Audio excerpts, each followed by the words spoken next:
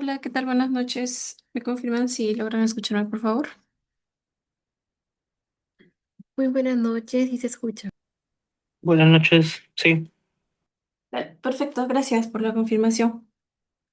Bueno, buenas noches con todos nuevamente. Vamos a dar inicio a nuestra sesión programada para el día de hoy, que básicamente trata sobre explicar sobre la seguridad que se puede abordar dentro de los clusters de OpenShift. En este caso nos vamos a enfocar la primera parte que es todo lo que es autenticación y autorización y lo otro ya enfocado a la parte de las aplicaciones. ¿Ok? Me presento un poco, mi nombre es Gina Alegre, actualmente me desempeño como consultora a nivel de middleware y orquestación y por lado de CNA, con el curso de OpenShift, ¿no? Que estoy a cargo también. Cualquier consulta que tengan, por favor, pueden colocarlo ahí en el chat o directamente,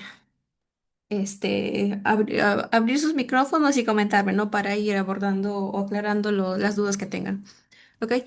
¿Qué es lo que vamos a abordar el día de hoy? Básicamente la primera parte es una introducción rápida en el cual vamos a definir qué es la plataforma como tal de OpenShift.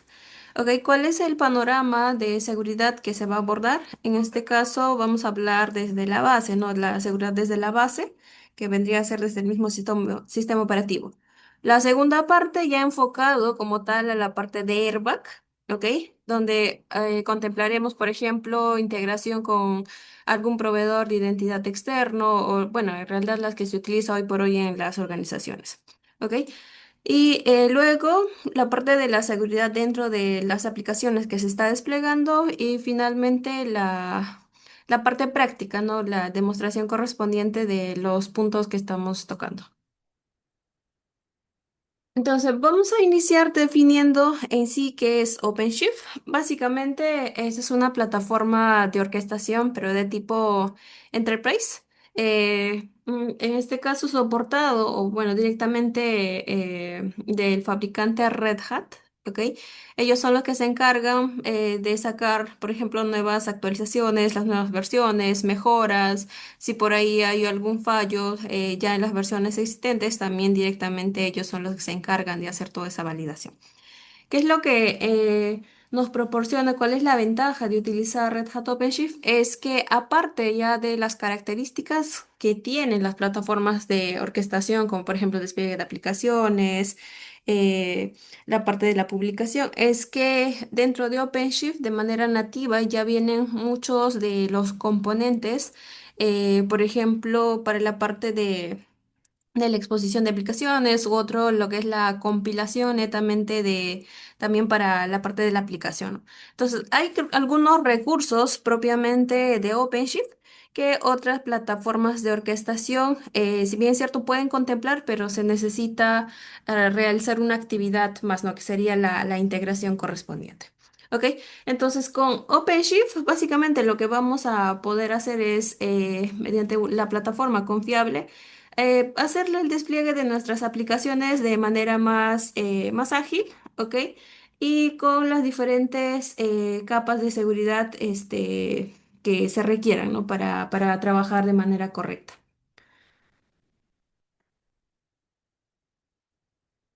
Ok, creo que me fui mucho, disculpen. Ok, entonces vamos aquí. Vamos a empezar. Desde acá el título sería OpenShift contempla la seguridad desde la base. ¿A qué me refiero con esto? Por ejemplo, a nivel de sistema operativo, OpenShift trabaja directamente con Red Hat Core OS o Red Hat Enterprise Linux Core OS, que básicamente viene a ser un sistema operativo, en este caso enfocado para trabajar con contenedores. Es decir, ya no trae, por ejemplo, algunas características o funcionalidades que tienen los otros sistemas operativos, ¿no? Hay muchas de las partes de este sistema operativo básicamente son inmutables. Nosotros directamente no podemos ingresar y hacer el cambio porque la gestión para esas actualizaciones o para esa modificación básicamente sería después de la implementación como tal de la plataforma de OpenShift, ¿no? Entonces hay algunos actividades que se va a hacer post instalación. ¿De acuerdo? Entonces, ¿qué es lo que nos proporciona trabajar con este sistema operativo? Es que, ok, aquí hay algunos componentes que en sí las otras plataformas también, cuando trabajamos con contenedores, ya lo utilizamos. La primera parte que es la parte del Linux namespace, que básicamente lo que nos permite es justamente aislar recursos del sistema. Aquí hago especificación de, por ejemplo, de procesos, red, usuarios, también la parte de los puntos de montaje, ¿no? Es decir, los archivos propiamente dichos. A nivel de máquinas virtuales, cuando ejecutamos algo, básicamente son procesos. Es lo mismo a nivel de contenedor, ¿no? También son un tipo especial de procesos. Entonces, justamente esta característica es que nos permite trabajar o ejecutar diferentes contenedores sobre un mismo sistema operativo. ¿Ok? Otro punto, la parte del C Linux. En este caso, por ejemplo, el Core OS. Ya, de hecho, es obligatorio de que se trabaje con el C Linux habilitado, ¿ok? Aquí, como tal, como les mencioné, hay secciones inmutables, entonces no se puede modificar. Y justamente el Core OS ya está adaptado para que pueda trabajar de manera correcta con las diferentes políticas que tiene el C Linux. ¿Ok? Entonces, aquí, ¿qué es lo que nos va a permitir la parte del C Linux? Es que se pueda aplicar los diferentes controles de acceso, ¿no? Para aislar los contenedores del sistema. Recuerden que en sí el C Linux es una herramienta poderosa justamente para contemplar la seguridad a nivel de los sistemas operativos Linux, ¿no? Muchos de los casos, por ejemplo, se aplica políticas a nivel de los archivos, por ejemplo, lo otro sería contextos, entre otros, ¿no? Entonces, hay algunos, por ejemplo, cuando instalamos Kubernetes, en muchos de los casos, como nos solicita varios contextos, usualmente optamos por deshabilitar, ¿no? Cosa que en CoreOS ya no sería necesario, ¿no? Ya viene justamente eh, contemplado para que pueda trabajar en conjunto, ¿no? De manera óptima. El otro componente es el de los C-groups, ¿ok? Que aquí, en términos sencillos, lo que nos permite es justamente controlar o limitar en la parte del uso o consumo de los recursos, como por ejemplo la parte del CPU, la memoria, red y la parte también del disco, ¿no? Del almacenamiento por contenedor. Recuerden aquí nuevamente. A nivel de sistema operativo, nosotros teníamos justamente como tal, por ejemplo, la parte del punto de montaje raíz, ¿no? Pero justamente con estos componentes que estamos mostrando, sobre todo el primero, es que nos permite trabajar o de alguna manera indicarle al contenedor que pueda simular un sistema de raíz propiamente para ese contenedor. Este sistema raíz es diferente como tal al sistema del mismo sistema operativo, ¿no? Por ejemplo, para un contenedor podría estar, por lo general está en Barleaf, pero haciendo una simulación como OPT, contenedor uno, contenedor 2, contenedor 3, ¿no? Cada uno tendría su propio sistema de archivos, ¿ok? Y la última parte, que es el del SECOM. Este es un punto importante también, ¿ok? ¿Por qué? Porque justamente este componente que viene de la abreviatura del Security Compute Mode es el que nos permite restringir las llamadas, ¿no? Los syscalls que puede realizar o puede ejecutar un proceso como tal. Entonces, básicamente este SECOM sería como el filtro de los permisos a nivel del kernel, ¿ok? ¿Qué más tenemos?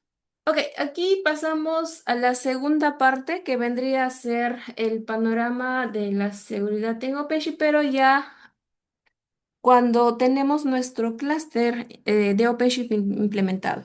Ok, aquí cuando implementamos el clúster, por defecto, sí nos va a habilitar un usuario con todos los privilegios, que es el usuario KubeAdmin. ¿Ok? Pero para administrar esto no va a ser suficiente, porque dentro de un clúster acceden diferentes usuarios, diferentes equipos, justamente para, ya sea para desplegar aplicaciones o para extraerlos o diferentes actividades según el perfil que tengan. Entonces, ¿cómo controlamos ese acceso? En OpenShift de manera predefinida como tal, no tiene esa característica de gestionar usuarios, ¿ok? No es que nosotros podamos indicarle agregar este usuario, o el segundo usuario, tercer usuario. Esa parte no lo tiene, pero lo que tiene es un servidor, bueno, una característica que te permite hacer la integración con algún proveedor de identidad externo, ¿no? Que ya estés utilizando. Vamos a hablar de estos proveedores de identidad en la siguiente sesión, pero aquí lo que quiero indicar es cómo funciona o cómo es este flujo de autenticación cuando accede un usuario. Primer punto, dentro de OpenShift hay un servidor, hay un componente que se llama servidor route que ya viene integrado. Y este está desplegado, los pods de este componente están desplegados directamente dentro de los control plane o llamados también los nodos master. Entonces, siempre vamos a tener un pod por cada nodo master que se tenga. Por lo general, tendríamos tres, ¿no? Que es por un tema de quórum y de alta disponibilidad. Como mínimo utilizamos tres para implementar el cluster. Entonces, este OAuth o este servidor OAuth lo que nos va a permitir, justamente lo menciona en esta sección, o las funciones principales que tiene es, primer punto, manejar los flujos de inicio de sesión. ¿Ok? Aquí lo que hace es, el usuario justamente solicita el acceso o el login hacia nuestro clúster de OpenShift utilizando, en este caso, el API. Entonces, este servidor lo que va a hacer, el servidor OAuth, justamente es verificar, por ejemplo, sobre la integración, ¿no? Sobre si este usuario viene desde un proveedor de identidad externo o es uno local. Luego va a emitir y validar tokens de acceso para ese usuario. Y finalmente, si es que es la primera vez que está ingresando, lo que va a hacer es crear un identity, ¿no? Relacionado a ese usuario que está ingresando. ¿Listo? Entonces, es por eso que aquí en el flujo de acceso es el cliente solicita el acceso, pasa por la capa de autenticación y luego como ya en sí accede o ya está dentro de la API de Kubernetes, ¿no? Para que pueda ejecutar las diferentes tareas o actividades que se le ha asignado. ¿Ok? Básicamente eso sería. Pero recuerden que aquí en este segundo punto, que es la capa de autenticación, lo que va a hacer es solicitar primero, por ejemplo, cuál es el usuario con el que estás ingresando. Ese usuario realmente existe, ¿ok? Está, por ejemplo, creado dentro de tu proveedor de identidad. Si es que existe, las credenciales que estás colocando son correctas. Si esas dos condiciones se cumplen, estaría logueado. Pero viene otra capa más, que es el de autorización. Yo sé quién eres, pero tengo que validar qué tareas puedes ejecutar. Ya aquí ya hablamos de la parte de roles y esta sección o estas funciones sí lo dejamos directamente como parte de OpenShift. ¿Ok? Solo la parte de autenticación, nosotros nos apoyamos de un proveedor de identidad externo y para toda la parte de autorización ya lo manejamos de manera interna dentro de OpenShift. ¿Ok? Hasta aquí, no sé si tienen alguna consulta. ¿Queda claro el punto de autenticación?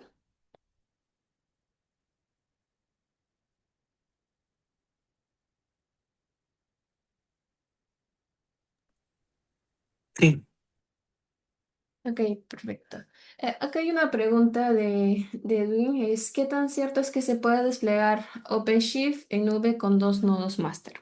Sí, de hecho, como tal, aún no está operativo, pero justamente ya está en validaciones, pero esto aplica directamente para las últimas versiones de OpenShift. ¿ok? Y ojo, no es que como tal solo se va a aplicar dos nodos, sino que son dos nodos activos y uno de manera arbitraria, ¿ok? Pero hay que irnos a la documentación de OpenShift en las últimas versiones, que son justamente las nuevas funcionalidades que están saliendo, ¿no?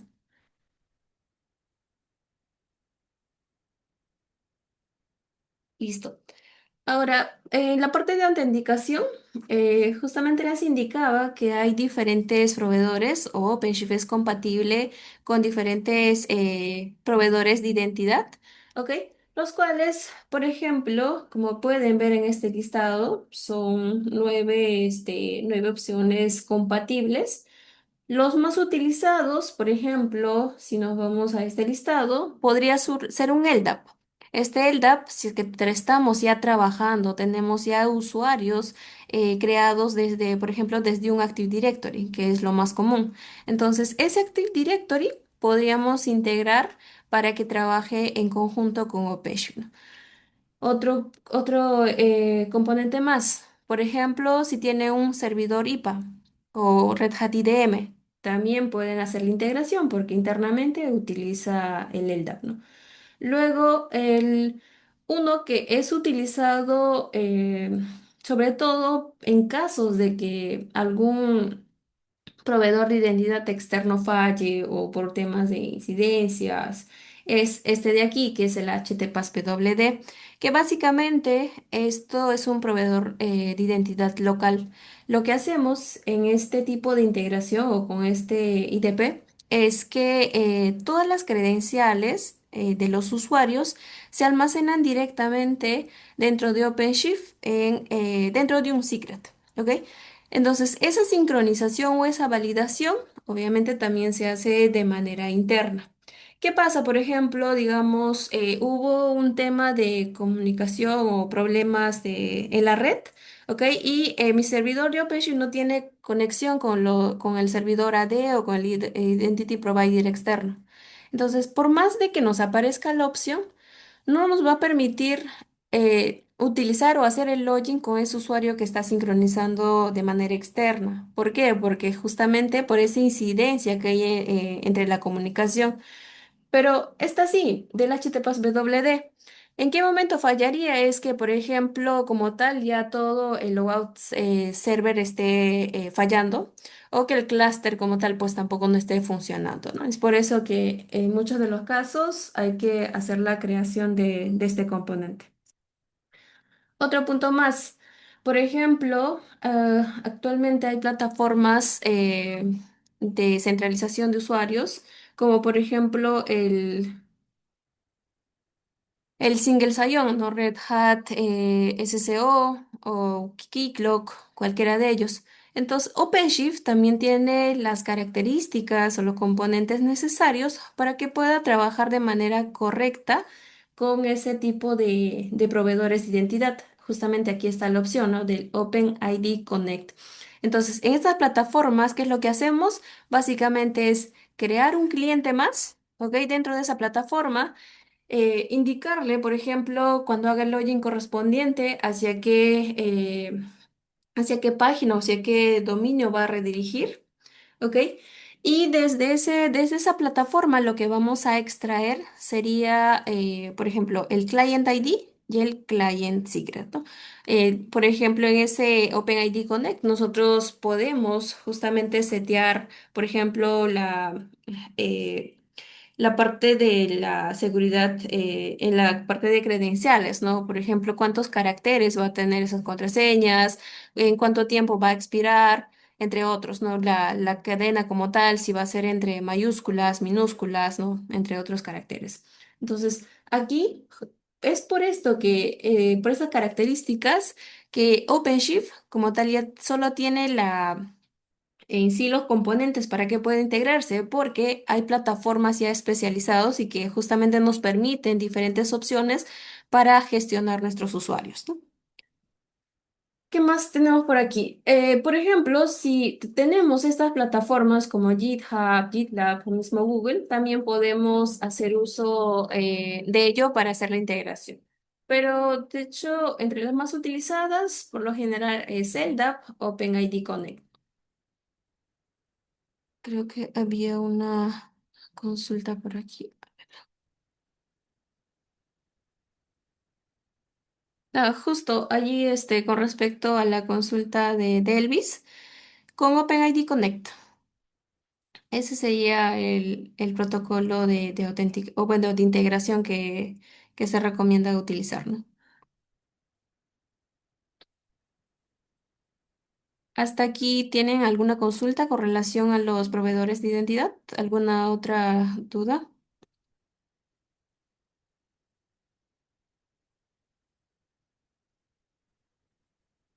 O ustedes, por ejemplo, para a un poco interactuar también, ¿qué plataformas utilizan para la parte de centralización de usuarios, gestión de usuarios? Si pueden colocarlo ahí en el chat.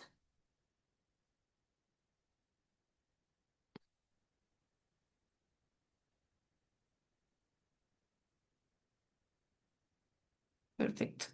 Ahora sí, vamos a pasar a la parte de autorización, porque ya vimos todo lo que es autenticación. Y en esta parte de autorización, por ejemplo, hay varios recursos que debemos conocer primero. Uno, que es usuario, que básicamente son nosotros, ¿no? Las diferentes personas que van a poder acceder a nuestro clúster o a algún servicio como tal, pero básicamente usuarios. Luego, lo otro que tendríamos sería grupos, que es, por ejemplo, cuando ya tenemos varios usuarios y la gestión en sí ya se vuelve complicado, ¿no? Porque el hecho de ir aplicando permisos por cada usuario va a tomar mucho más tiempo al administrador y de hecho no es la manera recomendada.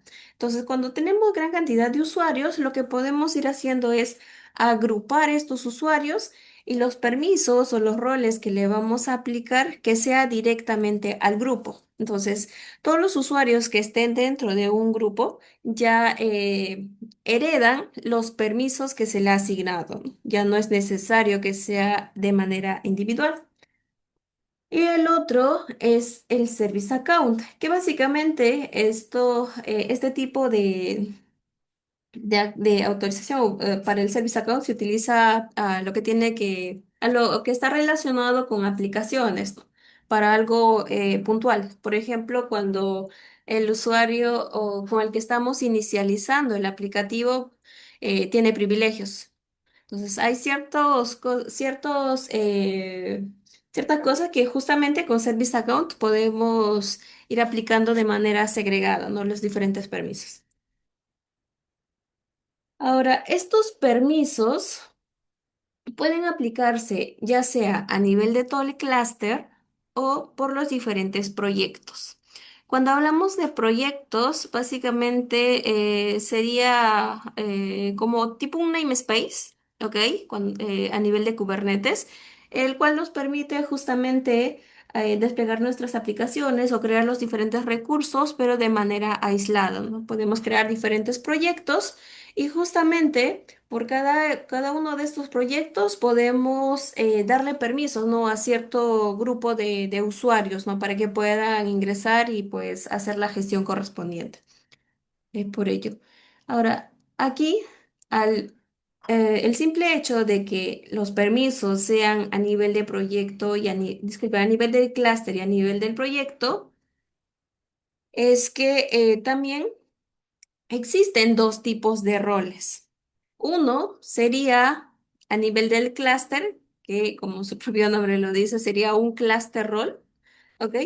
Que lo que hace es afectar a todos los recursos y de hecho a todos los proyectos que tenemos creados o que existen dentro de nuestro clúster de OpenShift. Y lo otro sería simplemente un rol, que este tipo de recurso básicamente tiene permisos, pero un poco más bajos, ¿no? De nivel más bajo, y se aplican directamente a un proyecto. Entonces, por ejemplo, ¿quiénes tienen usualmente permisos de Cluster Admin? Nosotros como administradores sí necesitamos, por ejemplo, ese tipo de permiso, ¿no? Porque nosotros no solo ingresamos como tal a hacer alguna despliegue de aplicación, sino que necesitamos, por ejemplo, como tarea uno, hacer la actualización como tal del clúster, instalar ciertos operadores o hasta actualizar esos operadores, agregar nodos, entre otros, ¿no? Entonces, el permiso que necesitamos justamente es a nivel del clúster.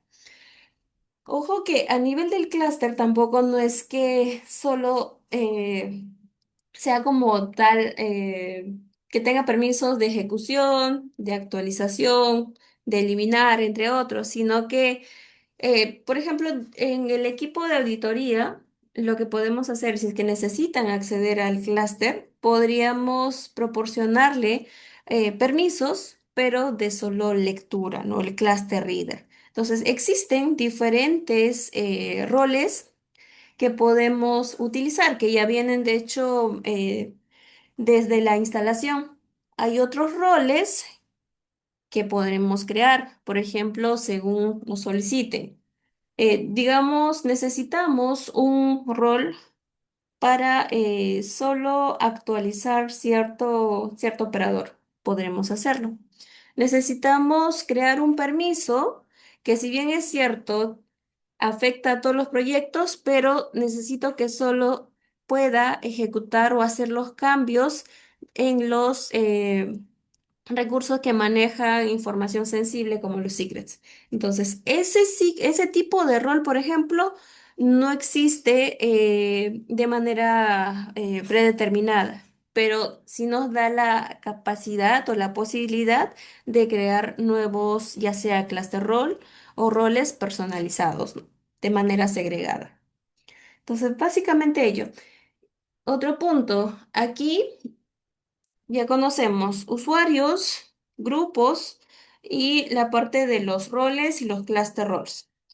Pero cuando asignamos los permisos, no es que trabajen directamente, ¿no? No se comunican directamente, sino que necesitamos un intermediario, se podría decir, que son los famosos bindings, ya sea cluster role binding o role binding que nos permite indicarle cuál es el rol que se le va a asignar y a qué usuario, ¿no? Entonces, justamente es ese intermediario.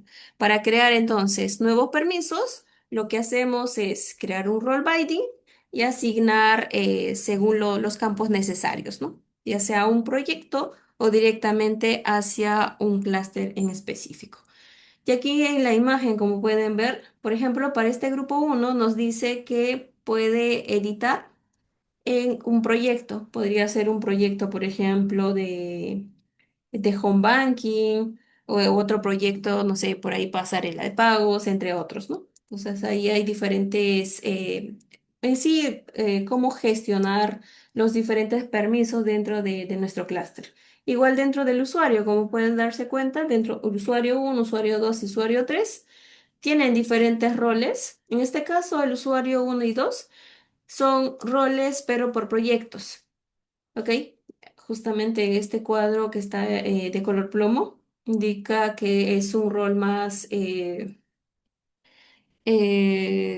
segregado. ¿Listo? Pero el tercer usuario, por ejemplo, lo que tiene es un cluster role binding, ¿ok? Y es por esto que indica que puede ser un administrador como tal de todo el proyecto. Y aquí abajo, ahí están los cluster role o los roles. De hecho, en OpenShift, por lo general, lo que hacemos es crear directamente cluster roles y estos cluster roles podemos luego, a nivel de los bindings, asignarle a un proyecto en específico, ¿no? Porque recuerden que si creamos un rol, se queda disponible solo dentro de ese proyecto. Por ejemplo, tenemos dos proyectos. Yo creo mi rol personalizado dentro del proyecto uno. Si quiero utilizarlo dentro del proyecto 2, básicamente necesitaría hacer la creación de ese rol personalizado, ¿no? Es por eso que por lo general utilizamos el cluster role, pero el hecho de que diga cluster role no es que indique que afecta a todo el proyecto, ¿no? Sino que hay que validar cómo está configurado el role binding que estamos creando. Hasta allí, ¿tienen alguna consulta? ¿Queda claro esta sección de autorización?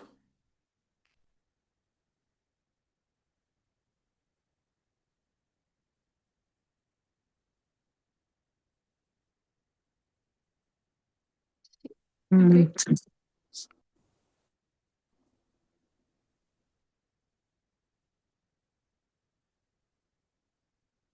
Mm, Un momento, por favor, voy a compartir. Ya, listo. Un momento, voy a compartir de nuevo.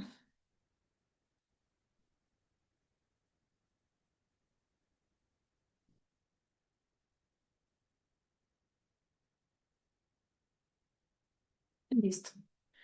Ahora sí, vamos a pasar a la parte de las aplicaciones. Ok, nosotros podemos ejecutar diferentes aplicaciones aislados por diferentes proyectos dentro de nuestro clúster de OpenShift. Pero aquí hay puntos por contemplar. Por ejemplo, ¿cuáles son las políticas que se están aplicando para estos despliegues? ¿Ok? Si los contenedores que estamos ejecutando, por ejemplo, ¿qué tipo de usuario están utilizando? Otro punto, las imágenes que se está utilizando, eh, o sea, a nivel de vulnerabilidad ya han sido escaneados, se ha verificado, ¿no? Si tiene esas vulnerabilidades o hay algo por corregir. Ese, de hecho, es un punto importantísimo y que aborda, de hecho, más cosas, ¿no? En la sección de escaneo de imágenes, que dentro de OpenShift se puede hacer con el operador de ACS, ¿no? Que es la parte de la seguridad o con otras herramientas externas, ¿no? Entonces, aquí no vamos a abordar todos ellos, nos vamos a enfocar netamente en la parte de cómo se está ejecutando nuestro aplicativo. Por ejemplo, una de las características que ya viene en OpenShift es que si detecta que hay algún pod que se está ejecutando con un usuario con privilegios, básicamente no nos va a permitir. Lo que va a salir, o sea, va a inicializar, pero nos va a salir un error, justamente porque internamente está haciendo la validación, ¿no? De esa condición. Por defecto, a las imágenes, igualmente OpenShift ya le asigna un usuario sin privilegios, ¿ok? De hecho, como pueden ver aquí, la parte de los file system usualmente lo coloca en solo lectura. Es por eso que en la demo que vamos a hacer, por ejemplo, se van a dar cuenta cómo es que falla, ¿no? ¿Qué es lo que falla cuando empieza a hacer la validación o estos mecanismos de seguridad, ¿no? Dentro del despliegue de las aplicaciones. ¿Listo? Ahora, podríamos, por ejemplo, desde la base o desde la creación de la imagen, en sí reducir esos privilegios, no quitarle esos privilegios innecesarios. Aquí vienen ya las buenas prácticas de cómo se está creando la imagen como tal. Entonces, de hecho, creo que vamos a sacar una nueva sesión directamente con esto.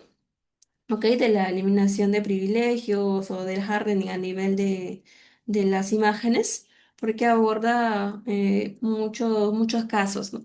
Vamos a ver solo la primera, que es, por ejemplo, en los security context. Listo, en este security context, básicamente define, ¿no? Qué usuario se está ejecutando, cuáles son las capacidades o los permisos dentro del contenedor. ¿Ok? Y directamente en OpenShift es esta de acá, del Security Context Constraints, que son políticas, ¿no? Que nos restringen los privilegios cuando utilizamos este tipo de usuarios, ¿no? Usuarios privilegiados. Eso es lo que vamos a validar de ahí en la demo. Hay otro punto más. Es, por ejemplo, ya tengo mis aplicaciones desplegadas en diferentes proyectos, pero hay un proyecto o una aplicación en específica que es sensible, ¿no? O maneja información sensible y que debo restringir justamente la comunicación hacia ese aplicativo. Hay un punto y es que dentro de cuando instalamos la plataforma de orquestación, se crea de manera interna una red local. y también para la parte del DNS. Entonces, todas las aplicaciones que nosotros desplegamos por defecto tienen comunicación entre sí, sin importar en qué proyecto están, si son proyectos como tal de aplicaciones o son proyectos del sistema. Entonces, para estos casos en los que queremos restringir la comunicación interna, tenemos un componente que se llama Network Policy, que básicamente vendría a ser como un firewall interno dentro de tu clúster. ¿Ok? Que lo que nos permite es justamente definir de diferentes políticas, ya sea de ingres o de egres hacia nuestras aplicaciones desplegadas. Y estos network policies se pueden aplicar ya sea a una aplicación o como tal a un proyecto completo, ¿no? Entonces, por ejemplo, tal cual lo ven en la imagen, puede que aquí tenemos tres aplicaciones desplegándose y vamos a poner el ejemplo de que cada uno de ellos están en un proyecto diferente. Aquí el test service es el crítico, el aplicativo crítico, y yo deseo de que solo el aplicativo client green tenga la comunicación correspondiente. Entonces aquí tengo una política creada. Y listo. Con esa política, ¿qué es lo que se utiliza? Son las diferentes etiquetas que se ha asignado al pod. Entonces, con esas etiquetas, justamente OpenShift identifica, ¿no? ¿Cuáles son los que cumplen con esa condición? Obviamente, este client red, como no tiene la etiqueta correspondiente, no tendría la comunicación, ¿no? Básicamente ello. Entonces, estos son componentes claves de manera, o sea, desde cero que podrían utilizar de poco a poco, ¿no? Porque la seguridad como tal dentro de las plataformas de orquestación, recuerden que va mucho más allá, ¿no? Por ejemplo, cuando ya trabajamos con pipelines, ¿no? Todo lo que es DevOps, DevSecOps, entonces hay otras herramientas que se pueden integrar, pero podemos aprovechar componentes o características predefinidas de OpenShift para ir avanzando con la parte de seguridad, ¿no? Ya sea directamente al acceso hacia nuestro clúster o la seguridad dentro de las aplicaciones que se está desplegando. Listo. Ahora sí sería la demo y me indican si tiene más consultas. A ver, Edwin. Gina, ¿qué tal? Yo tengo unas encuestas para las personas que nos acompañan. Voy a lanzar estas encuestas mientras vas viendo algunas consultas, ¿te parece? Sí, Ok, por favor. perfecto. Voy a lanzar una primera encuesta. Ya, ahí me avisas, Gina, si se está visualizando.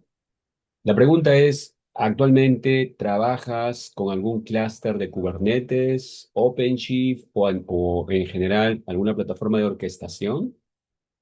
Dentro de los invitados de este webinar, ¿alguien ya viene trabajando? Por favor, les pido que puedan completar el cuestionario, al menos para saber en qué nivel ya estamos, qué venimos haciendo y de cara también para darles algunas recomendaciones, ¿no? Antes de que empiece la demo correspondiente. A ver. Por favor, a todos tenemos casi más de 16 personas. Si podrían, por favor, responder la encuesta. Ok, por ejemplo, las personas que han estado haciendo las consultas, Edwin, Elvis, Michael o Michelle, por favor, si pueden completar la encuesta. Le damos 30 segundos más. Bien. Vemos, a ver, vamos a finalizar la votación, Gina, para que más o menos. Ok, vamos a compartir algunos resultados. Se puede visualizar que prácticamente el 57% de los que han votado ya vienen trabajando con alguna plataforma de orquestación. Eso es bueno. Eso es bueno. Y a esas personas que ya vienen utilizando, las recomendaciones serían, cuentan con alguna certificación ya sea de Kubernetes, ya sea de OpenShift, etcétera, porque eso les va a permitir el crecimiento profesional, ¿no? Entonces, si ya contamos con una certificación de cara a Kubernetes u OpenShift, etcétera, en definitiva, estamos muy alineados a los requerimientos que tienen las organizaciones. Hay bancos, empresas de retail, del sector, de diversos sectores financieros, telecomunicaciones, etcétera, que requieren profesionales con conocimientos a nivel de plataformas de orquestación. ¿Ok? Entonces, eso es importante. Entonces, si estas personas que ya vienen trabajando tienen esas certificaciones, bien. Y si no, igual pongan pues en su objetivo 2026 comenzar con esa certificación. Nosotros desde Cloud Native Academy podemos ayudarlos porque prácticamente podemos eh, vender los exámenes de certificación. Ya, eso es un punto. Tenemos, por ser una empresa de capacitación, tenemos algunos descuentos también para poder acercarlos a ese objetivo. ¿Ok? Y eh, también tenemos talleres de capacitación enfocados solamente al examen de certificación. Entonces, por ahí a todas estas personas que ya tienen esta experiencia, podemos ayudarlos muy bien con los programas que nosotros tenemos. Bien, por otro lado, veo que tenemos un 43% que también dicen no, todavía no trabajan con esta plataforma de orquestación. Ahí mi recomendación sería, todas las empresas han puesto como objetivo eh, modernización de aplicaciones, ¿ok? Están trabajando sobre un tema de modernización. Eso conlleva a que podamos, por ejemplo, eh, pasar de aplicaciones monolitas a aplicaciones modernas basadas en una arquitectura basada en microservicios y por ende eso requiere de una plataforma de orquestación, ya sea on-premise, nube, etcétera. Entonces, en definitiva, las empresas van alineadas a ese punto. Entonces, sí, la recomendación ahí es comenzar a investigar o comenzar a acercarse rápidamente con alguna empresa para poder llevar estos cursos de capacitación. ¿Ok? Y por ende también el tema de la certificación. Nosotros somos una empresa que dicta estos cursos de capacitación con una característica importante. Nosotros les proveemos la infraestructura necesaria para que ustedes puedan llevar adelante estos cursos de capacitación. ¿Ok? Eso es una ventaja que hoy por hoy nadie te provee esos temas. ¿Ok? Aparte que estamos avalados por OS Enterprise, una empresa de consultoría en la cual implementan soluciones de este tipo con más de 10 años de experiencia. ¿Ok? Entonces, aquí esas recomendaciones. Voy a detener este uso compartido y tengo una segunda encuesta. Con eso le damos el paso a Gina para que nos pueda mostrar la demo. Y quiero iniciar esta segunda encuesta, a ver si me ayudan. ¿Qué plataforma de orquestación es de su preferencia que está orientado a las personas que ya tienen esta experiencia? Si van por OpenShift, si van por Kubernetes, si van por Amazon EKS, AKS de Azure o de Google Cloud, el GKE o alguna otra, ¿no? Si van por otro, sería bueno que nos escriban por el chat qué plataforma están trabajando. Tal vez un Rancher, tal vez un Tanzu, etcétera, ¿no? Entonces, con la intención de poder también darles alguna recomendación. Por el momento veo que el 67% conocen OpenShift. Ahí tenemos varias certificaciones. OpenShift Administrator, ¿ok? OpenShift Automation y también hay OpenShift IA, OpenShift Virtualization. Entonces, hay varias certificaciones que están orientadas a diversos casos de uso en particular. Por otro lado, veo también que están votando a nivel de AKS, que es la plataforma de orquestación de Azure, ¿no? Entonces también es una buena plataforma. Otros, me imagino, a ver si alguien nos escribe en otros sobre qué plataforma están trabajando. Sería excelente. Vamos a dar 30 segundos más para esta votación. Por lo que veo, Gina, 40% están a OpenShift, un 20% a nivel de AKS. Está buenísimo. Sí. Ok, perfecto. Muy bien, entonces voy a finalizar la votación y vamos a mostraros.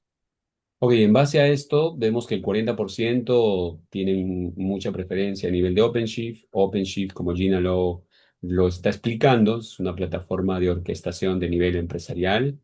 Tiene múltiples herramientas que nos ayudan, ya sea para hacer el despliegue de nuestras aplicaciones o nos ayuda para poder contemplar la plataforma de virtualización, modernizar nuestras aplicaciones, contemplar y gestionar el ciclo de vida de esas aplicaciones a través de DevOps, DevSecOps, ¿no? Contemplando toda la buenas prácticas en GitOps. Entonces, en definitiva, les puedo ayudar muchísimo.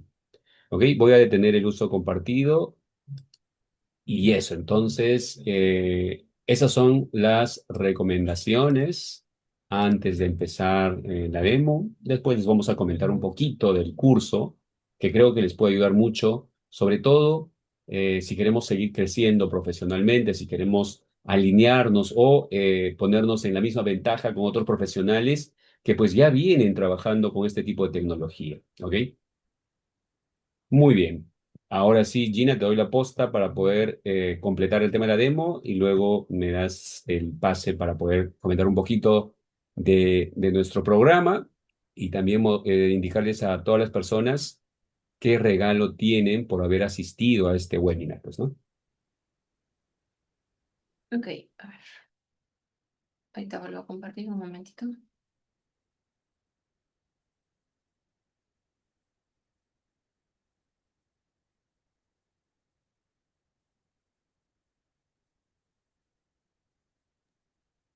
Mira, ahí justo quiero hacer una observación más. Veo que Elvis Christopher tiene experiencia en NKP, que está basado en Nutanix, Kubernetes Platform.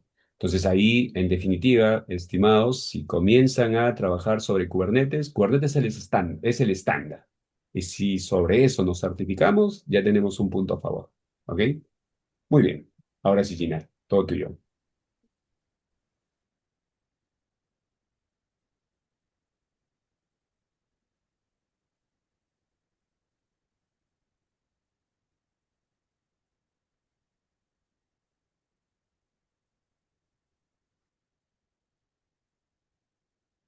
Igual si hay alguna consulta, no dejen en escribir. Pero Michael tiene una consulta, levantó la mano, podemos darle acceso al micro sin problema, Michael.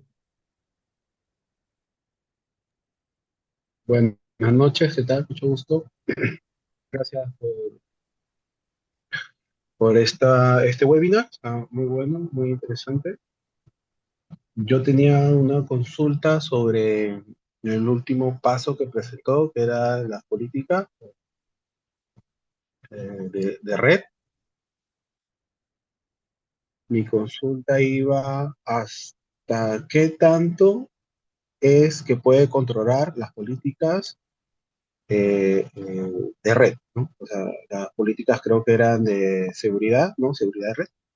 ¿Qué tanto tiene el control? Me refiero a permisos, roles, usuarios, aplicaciones, las APIs, la banda ancha. ¿Qué tanto es? ¿Es todo? ¿O es un tope y hay que, claro, que arreglar eso? Sí, con relación a esa Network Policy, en sí no está, primero no está enfocado tanto a la parte de autenticación como tal, sino ya las solicitudes que entran a esa aplicación. Básicamente son solo esos dos tipos del ingres y del egres, pero pueden ser tanto internos como externos. Es decir, por ejemplo, eh, para que un aplicativo, no sé, para que utilice alguna dependencia, algún repositorio externo, podría habilitar simplemente ese dominio y restringir todas las demás, ¿no? Entonces, eso sí se puede. Ahora, lo otro, si consulta, puede ser por paths, no sé, un get, un post. Por el momento todavía no contempla a ese nivel de detalle, ¿no?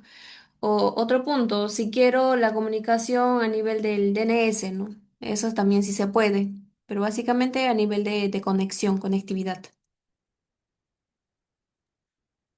O sea, se puede tener un dominio y dentro de lo que está dentro del dominio no hay restricciones, que sí te dan comunicación. pero para el exterior sin restricción. Sí, sí, para el exterior. O sea, puede utilizarse para ambos, ¿no? Dependiendo qué es lo que necesite el aplicativo como tal. Por ejemplo, en un caso, había un aplicativo que justamente, bueno, un proyecto completo que utilizaba la parte de Network Policy. Y tenía restringido casi todo y se tenía permisos específicos, por ejemplo, para conectarse a una base de datos que estaba a nivel de nube. Entonces, había esa política específica, ¿no? Para esa comunicación. Ahí puedo complementar, Gina, por ejemplo, creo que hizo la consulta eh, Michelle, creo, ¿no? Ok. Por Sí, ejemplo, Michelle, tú puedes, por ejemplo, contemplar, como acá tú lo vas a dividir en distintos proyectos, ¿no? Proyectos o namespace. Por ejemplo, tú puedes tener políticas de seguridad muy, muy a detalle. Por ejemplo, puedes contemplar que todo el proyecto que está en producción sea aplicado, por ejemplo, a todas las políticas a nivel de PCI. Para con qué proyectos o con qué componentes vas a poder integrarte, comunicarte, si vas a tener MTLS, etcétera. O sea, tú puedes contemplar todos esos puntos, ¿ok? Pero estamos hablando de los objetos o los recursos de OpenShift, ¿ok? A nivel de pod, servicios, réplica set, deployments, etcétera, ¿ok? Por ahí te escuché a nivel de networking.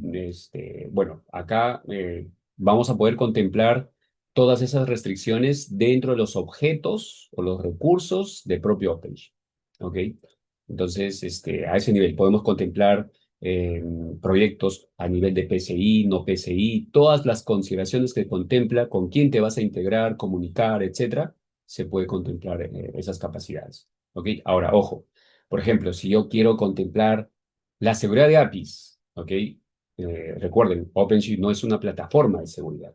¿Ok? Por ejemplo, existe otras herramientas como, por ejemplo, Distributed Cloud, a nivel de F5 para poder contemplar ya seguridad de APIs, descubrimiento de APIs, etcétera. Y hay otras herramientas también que nos van a ayudar a proteger ciertos componentes. Entonces, eh, OpenShift como tal es una plataforma de container y orquestación, ¿ok? Que tienen algunas reglas para poder contemplar la protección, sí, pero no es una herramienta de seguridad. Hay que tener en cuenta eso, principalmente. No sé si quieres agregar algo más, Gina. No, ingeniero. Ok, bueno, eh, esa era mi pregunta y me la has respondido. Sí, es correcto. Se agrega no solo a la herramienta como tal, en este caso OpenShift, sino más componentes que puedan fortificar tu plataforma, por exacto, decirlo así. correcto. Gracias. Perfecto, Michelle. Muy bien. A ver, vayamos a la demo, muchachos. Vamos, Gina, a ver qué tenemos preparado para las personas que se han sumado. Ya, perfecto. Ahí, no sé si se visualiza bien. Creo que sí. Bueno, acá tengo un clúster que está en la versión 4.20. Ok, y para la parte de la integración con diferentes proveedores de identidad, aquí justamente como pueden ver, tenemos las diferentes opciones. De hecho, este clúster está integrado, por ejemplo, mediante OpenID Connect, directamente hacia un Keycloak. También tiene la parte de conexión hacia un AD y el local, ¿no? Que es de tipo HTTPS WD. Entonces, esto, por ejemplo, cada uno de ellos tiene parámetros en específico, ¿no? Como por ejemplo, no sé, algunas URLs, cuáles van a ser los metadatos que va a sincronizar, ¿no? Más o menos, después de la integración, se visualiza algo como esto. Tenemos secciones por cada uno de ellos. Ahí está el tipo OpenID Connect. Eh, Aquí necesitamos, por ejemplo, guardar en un secret el client, ¿no? Cuando hablamos de un OpenID Connect, el client secret que extraemos directamente desde ese ciclo. El reino también, ahí está la URL para hacer la integración, ¿no? El issuer correspondiente. Hay un LDAP, también aquí los diferentes atributos del usuario que se va a sincronizar o se va a extraer y la URL, ¿no? de conexión como tal. Lo bueno, por ejemplo, de integrar directamente con un LDAP es que aparte de usuarios, también podemos hacer la sincronización de los grupos, ¿no? Entonces dejamos ya toda esa gestión directamente hacia el AD y dentro de OpenShift solo nos dedicamos a la parte de los permisos. Y finalmente el de tipo HTTPSWD, que es el local, que las credenciales estarían almacenadas justamente en un secret llamado HTTPSWD, ¿no? Entonces, ahorita, por ejemplo, para este acceso he creado dos usuarios, el user 1 y el user 2, con el cual vamos a validar la parte de los permisos. Asimismo, dentro del proyecto tenemos demo 1 y demo 2. Ok, voy a irme por incógnito para hacer la validación correspondiente.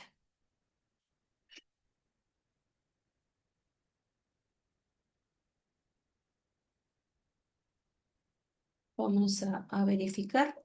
Cuando hacemos agregamos un nuevo Identity Provider, aquí internamente se reinician para que puedan sincronizar la información los pods del servidor OAuth, ¿no? Que son los de aquí del OpenShift Authentication. Estos son los que tienen que reiniciarse para que pueda contemplar la actualización.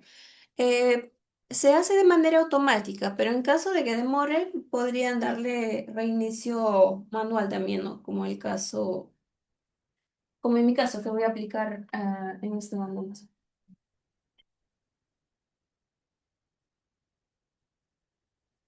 Ya, esperamos a que finalice. Mientras tanto, hasta que termine, voy explicando la sección de los roles. Ahí está. En la sección de User Management, justamente tenemos el listado de todos los usuarios que se han conectado con su primer login hacia OpenShift. Por ejemplo, este usuario, ¿no? De G Alegre. Directamente desde la plataforma de Keycloak. Ahí lo que nos proporciona es el identity que tiene la información de cuál es el proveedor que es, cuál está sincronizando y como tal el código relacionado a ese usuario, ¿no? Entonces, el full name también está extrayendo en este punto. ¿Se podrían sacar más datos? Sí, pero estos son los básicos, ¿no? Que tenemos hasta el momento. Aquí tenemos la sección de los grupos y aquí están los permisos predefinidos, los roles, por ejemplo, a nivel del clúster que era el cluster admin, este de acá. Internamente, ¿qué es lo que tienen? Básicamente, un rol es un conjunto de reglas que se ha definido hacia ciertos recursos. En este caso, este cluster admin es como si fuera un root, ¿no? Entonces tiene permitido ejecutar todas las acciones sobre todos los recursos u objetos existentes dentro del clúster. Pero vayamos, por ejemplo, hacia un admin, por ejemplo, que eso ya es localmente, ¿no? Está aquí para cada proyecto. ¿Qué es lo que tiene? Son acciones específicas, como por ejemplo crear, actualizar, eliminar, sobre recursos en específico, ¿no? Entonces, esto se aplica directamente a un proyecto. Eso es lo que le diferencia desde un cluster admin. Ahora, otro permiso, por ejemplo, que es el de edit. Entonces, hay varios permisos, como pueden darse cuenta, ya sea a nivel de almacenamiento, por ahí para los operadores, los nodos, hasta del registry. Entonces, se puede utilizar, ¿no? El que se necesite para cada usuario, ¿no? El permiso respectivo. Aquí está el edit, por ejemplo. ¿Qué es lo que tiene? Aquí la parte de recursos son ya más restringidos, no son ciertos aspectos.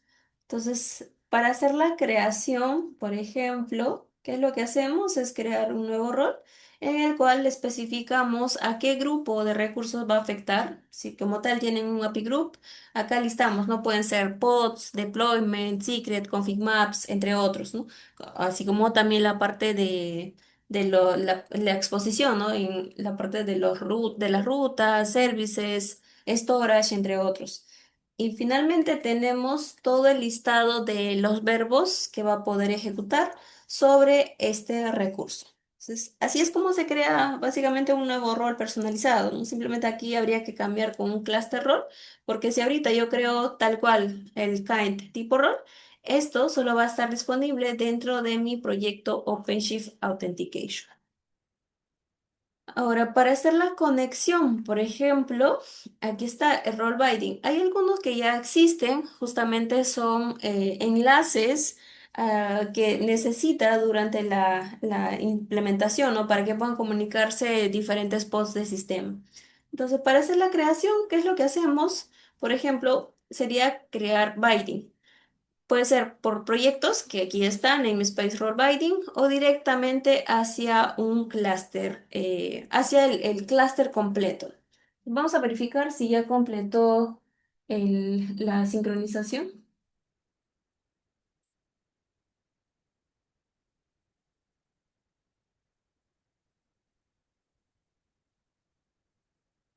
Un momentito, aquí el authentication todavía no crea los bots.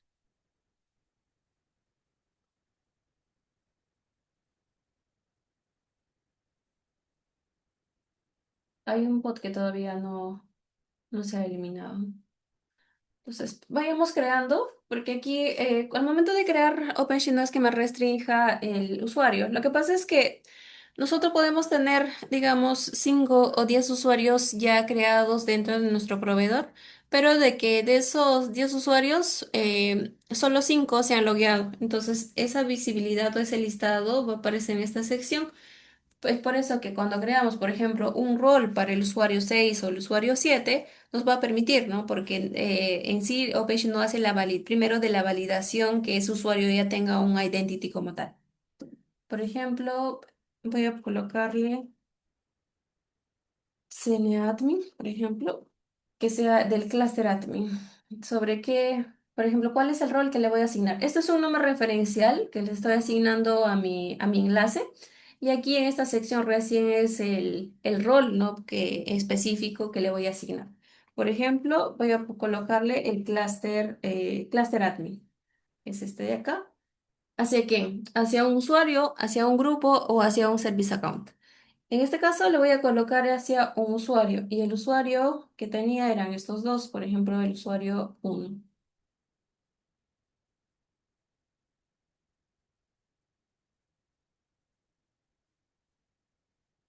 Y listo, con eso sería suficiente. Esperamos a que haga la creación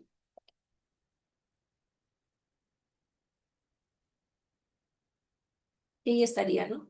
Y llame el correspondiente y acá tenemos ya todo el listado. Ahora sí, vamos a eliminar esto manualmente.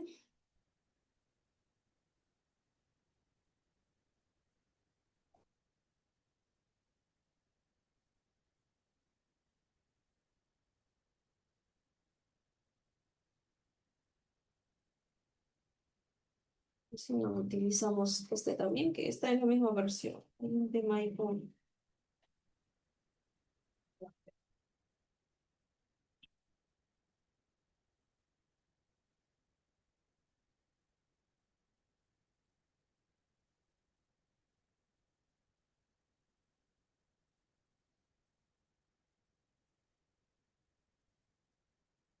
Listo, esperamos a que sincronice. Mientras tanto, vamos asignándole un nuevo permiso, pero en este caso ya para el usuario 2. Es el mismo procedimiento de crear un nuevo binding, pero acá podemos seleccionar, ¿no? Este mismo procedimiento que estamos haciendo se puede ejecutar también por línea de comandos, ¿no? Ya depende de cada uno cuál se le hace más rápido. Por ejemplo, le voy a colocar que este es el administrador del proyecto user demo 1. Demo 1. ¿Cuál es el proyecto? Aquí está, me sale el listado de los diferentes proyectos, el demo 1, el rol que le voy a aplicar, por ejemplo, que sea admin, y el usuario sería user 2. Y listo. Ahora, si por ahí alguna pregunta, ¿hay algún, como tal, algún límite, alguna restricción para la creación de estos enlaces? No, porque digamos que, por ejemplo, ese usuario 2 necesita permisos para desplegar sus aplicaciones o para validar sus aplicaciones dentro del proyecto Demo uno, pero también pertenece a otro equipo, ¿no? Quizás por ahí un proyecto Demo 3 o Demo 4, pero en ese proyecto ya no es administrador, sino que solo puede editar ciertos recursos o puede solo ingresar a validar los logs, extraer cierta información, ¿no? En modo de lectura. Entonces, sí se puede aplicar, no hay ninguna restricción como tal, no un límite que de los enlaces que se puedan crear. De hecho, todo lo que se está creando dentro del clúster está más limitado por la capacidad de información o en sí el sizing que tienen los masters de nuestro clúster.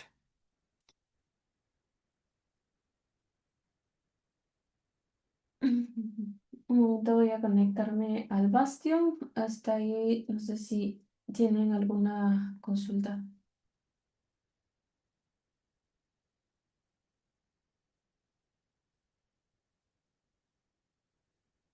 Ingeniero, en tu caso, mientras voy conectándome al Bastion, ¿podría ir avanzando con esta parte Sí, por favor.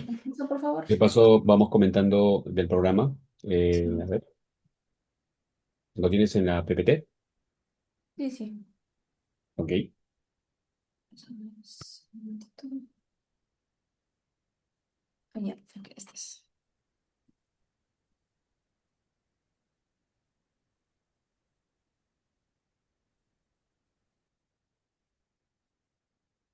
muy bien, excelente. Ok, chicos, miren, aquí tenemos un programa bastante interesante. Es un programa de especialización en la plataforma de container orquestación. Eso abarca 4 cursos, ¿ya?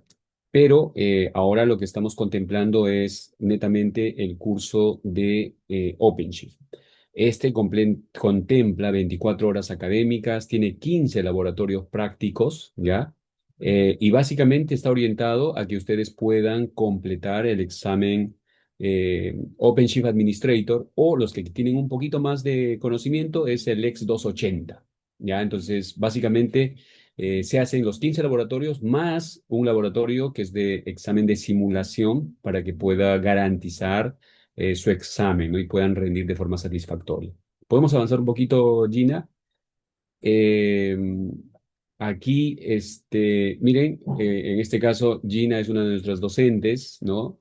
Ella contempla o tiene todas las certificaciones correspondientes a nivel de Kubernetes, a nivel de OpenShift, a nivel de Red Hat, etcétera. Y en definitiva, pueden aprovechar también, pues, con algunos tips de los exámenes de certificación, ¿ok? Entonces, todos nuestros instructores están completamente certificados, ¿no?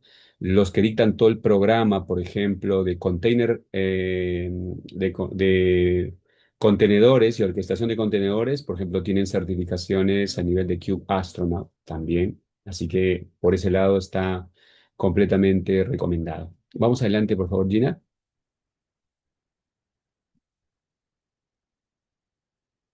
Ok, bien, aquí prácticamente el curso tiene 16 laboratorios prácticos. Todas las clases también son grabadas, tienen acceso a una plataforma para que puedan revisar el material, los laboratorios, las grabaciones, pero también pues es un curso, vamos a decir, virtual, pero es en línea, ¿no? Entonces, donde desarrollan todos los laboratorios en las clases, ¿ok? Tienen un grupo de WhatsApp, igual se suman a la base de datos para postular a nuevos proyectos o a nuevas oportunidades que clientes nos solicitan a nosotros, profesionales con conocimientos en Kubernetes, en OpenShift, etcétera. Vamos adelante, Gina.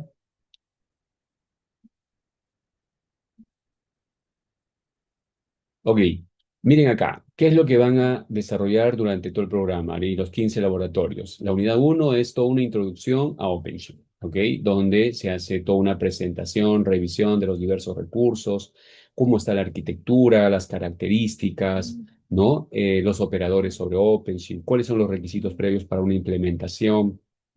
Y Esta unidad termina con la instalación y configuración de OpenShift, donde se instala sobre una arquitectura de tres master, tres worker, sobre una plataforma de virtualización basada en VMware. Entonces, en definitiva, ahí comienzan a crear todos los prerequisitos, DNS, DHCP, el almacenamiento y todos estos puntos que pues les va a dar mucha eh, facilidad de poder implementar eso en sus empresas, por ejemplo, ¿ya?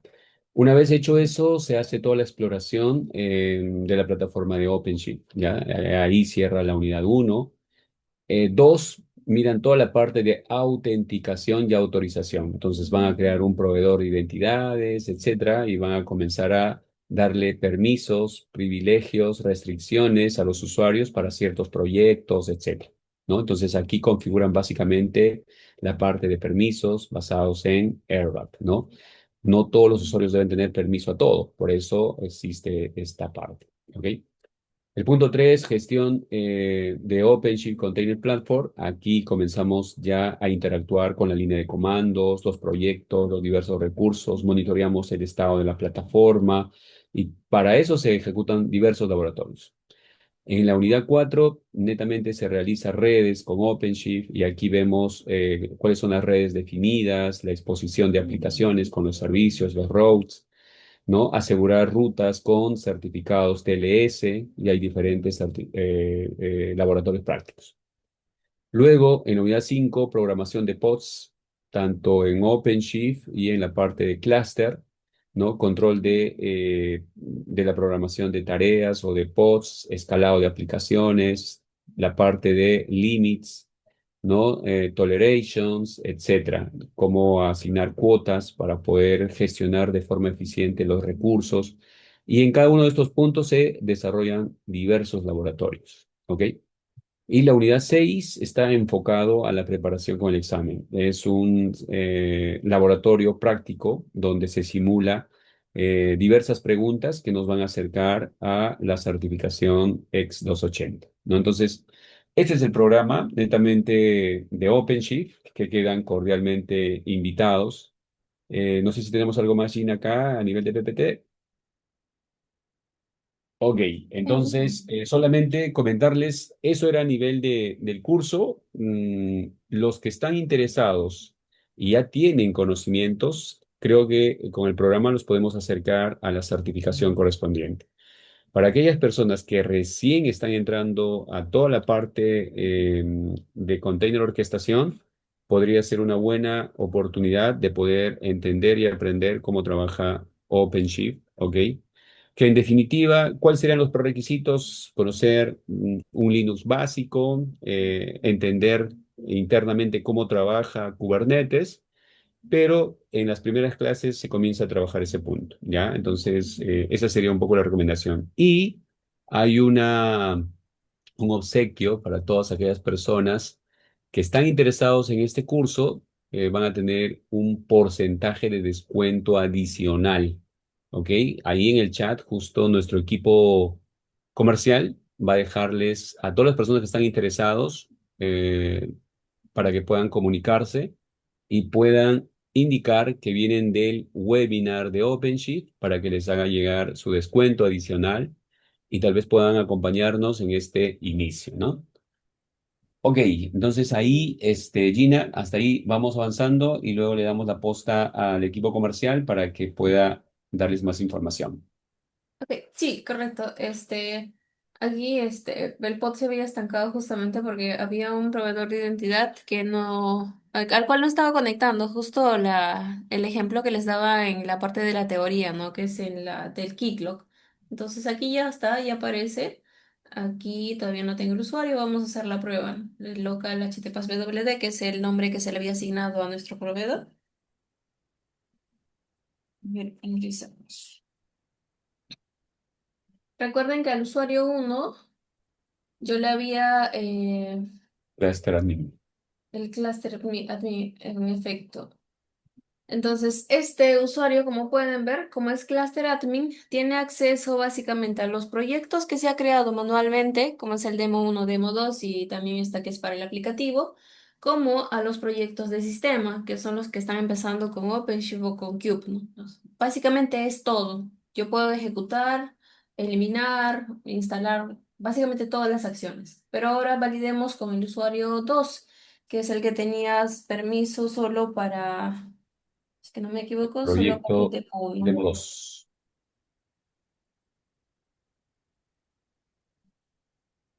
Vamos a ver la diferencia.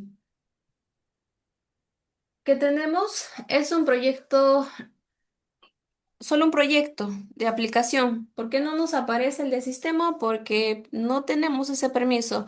Ahora, este proyecto de OpenShift Virtualization no lo tomé en cuenta porque como está habilitado la parte del componente para gestionar máquinas virtuales, entonces hay un proyecto público, ¿no? Para extraer las diferentes imágenes. Es por eso, pero para las aplicaciones solo es esto. Es más, si nosotros tratamos de hacer la búsqueda de nuevos proyectos de sistema, básicamente no nos va a permitir porque no tenemos el rol.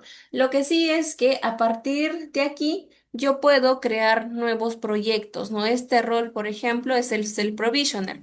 Entonces, de hecho, una buena práctica es que este rol se elimine después de implementar el clúster y que haya usuarios específicos que se encarguen de crear nuevos proyectos, ¿no? Justamente para tener un control y que por ahí, no sé, un usuario empiece a crear un proyecto y desplegar varias aplicaciones y sature como tal nuestros nodos, ¿no?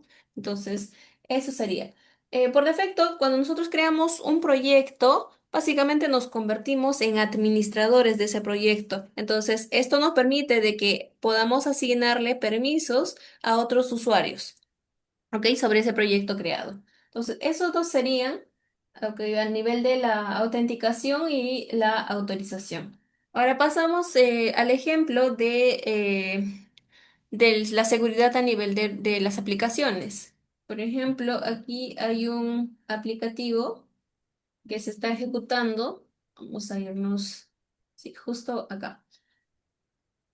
¿Qué es lo que está pasando? Básicamente inicia, pero qué es lo que visualizamos? Es que no llega a completar como tal el inicio. Es más, hasta que se reinicia como tal este pod, como se pueden dar cuenta, ya tiene como 5 intentos y no llega como tal a levantar. Entonces, en los logs rápidamente podemos verificar qué es lo que está pasando.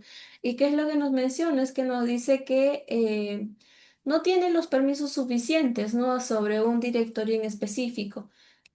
Para solucionar esto, ¿qué podemos hacer? Es crear un service account y darle el permiso a ese service account para que pueda ser aplicado o seteado directamente hacia este aplicativo, a este deployment. ¿Ok? Entonces vamos a hacer la creación. Por ejemplo, a nivel de Service Account, podemos ejecutarlo por la web o por CLI, que es, por ejemplo, de acá. Vamos a irnos primero por la web. Service Account, aseguramos de que estamos dentro del proyecto, hacemos la creación. Vamos a colocarle, esta es una imagen como tal de GitLab. Entonces, el service account que vayamos a crear puede ser con el mismo nombre, no un nombre personalizado. Al final, eh, este nombre decidimos nosotros y directamente lo aplicamos hacia el deployment. Voy a colocar aquí, creo que no me está dejando pegar. Listo. Con esa simple acción ya tenemos un service account y ahora sí pasaríamos a asignarle la parte de los permisos, no directamente con el SC. ¿Qué es lo que vamos a asignarle? Por ejemplo, para este si es más rápido por línea de comandos, ahorita estoy dentro de mi proyecto, ¿ok? De donde está ejecutándose ese aplicativo. Y lo que vamos a hacer es decirle que ejecute el siguiente permiso. ¿Qué es lo que me permite? Es que pueda ejecutarse con cualquier UID, ¿no? Pero aplicado hacia ese service account. Listo. ¿Qué es lo que nos falta? Como último paso es asignarle este service account hacia nuestro deployment. Entonces sería, por ejemplo, OCC, service account. ¿Hacia dónde? Hacia el deployment. ¿Cómo se llama el deployment? Es este de aquí. Y por último, el nombre del service account.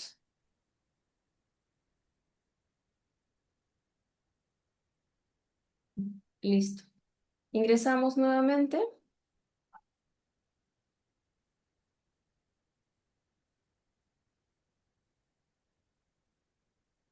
Perfecto. Acaba de iniciar. ¿Ok? Entonces ya está, ya podemos bueno, exponer nuestro aplicativo. Entonces, de esa manera se pueden también asignarle los diferentes permisos a nuestras aplicaciones, ¿no? Al inicio de nuestras aplicaciones. Pues, eso sería todo por la parte de la demo. No sé si tienen más consultas, sino para ya ir cerrando la sesión. O ingeniero, ¿usted tendrá algún comentario adicional? Sí, yo tengo unos comentarios para todas las personas que están interesados en este tema. Han visto que las tareas, o sea, si nuestra empresa está comenzando a modernizar sus aplicaciones, nuestro día operativo va a ser este tipo de actividades: crear usuarios, ¿no? Hacer deployments, ejecutar reglas, y no solamente eso, ver cómo está el estatus, la disponibilidad de los servicios, cómo está, hacer un health check de nuestro clúster de Kubernetes o OpenShift, etcétera. Ya no solamente administramos los sistemas operativos, ¿no? Sino ya la plataforma, el middleware como tal. Entonces, en definitiva, hay muchas empresas que están modernizando sus aplicaciones. Se dice que para el 2028 más del 70-80% de empresas van a contenerizar o van a trabajar a nivel de contenedores y orquestación de contenedores. Entonces, ahí la recomendación para que puedan avanzar, comenzar a investigar sobre estos temas, ¿no? Básicamente sería eso. Nuestra intención era mostrar cómo, a través de estos conceptos, de esta presentación, ustedes pueden hacer uso de la plataforma de OpenShift, que es una plataforma que está siendo utilizada por empresas grandes a nivel de banca, retail, seguros, entre otras cosas. ¿Ok? Muy bien, ahora sí, el equipo comercial, si tienes algún comentario para finalizar el tema, invitar a todas las personas que se han acompañado, por dónde tendrían que contactarte. Adelante, Adelaida. Muy buenas noches con todos. Gracias por acompañarnos en el evento. Queremos expresar nuestro especial agradecimiento a ingeniera Gina Alegre por su excelente ponencia, la cual ha sido de gran valor para todos los participantes. Esta sesión es muy interesante y si deseas seguir profundizando en el tema, te invitamos a participar de nuestro curso completo Administración en Red Hat OpenShift, el cual se desarrolla mediante Zoom y además también las clases son grabadas de inicio a fin. Estamos iniciando las clases el jueves 7 de mayo en la frecuencia de martes y jueves de 7 a 10 de la noche. Estamos hablando de 24 horas académicas y 15 laboratorios prácticos. Están todos cordialmente invitados. En el grupo de WhatsApp que hemos creado para enviar la invitación de Zoom, vamos a proporcionar también el video de esta sesión para que puedan revisarla. Asimismo, vamos a enviar la información del curso completo, los horarios, el temario y también la promoción que ha indicado el ingeniero Rodolfo para que puedan participar. ¿Sí? Hay facilidades también de pago para que puedan sumarse. Ya tenemos un grupo que está confirmado, pero todavía tenemos vacantes y pueden participar. Muchas gracias.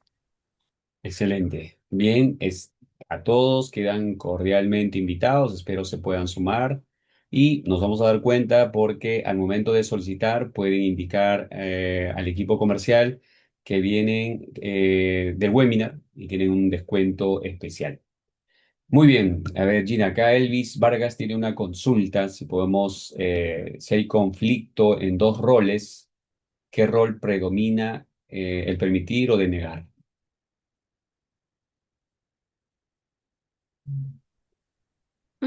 Sí, si hablamos de roles, básicamente va a predominar el que tiene en sí mayor cantidad de reglas y sobre qué recursos se está aplicando. Si se refiere a roles, creo que con permitir y denegar se estaba refiriendo a Network Policy.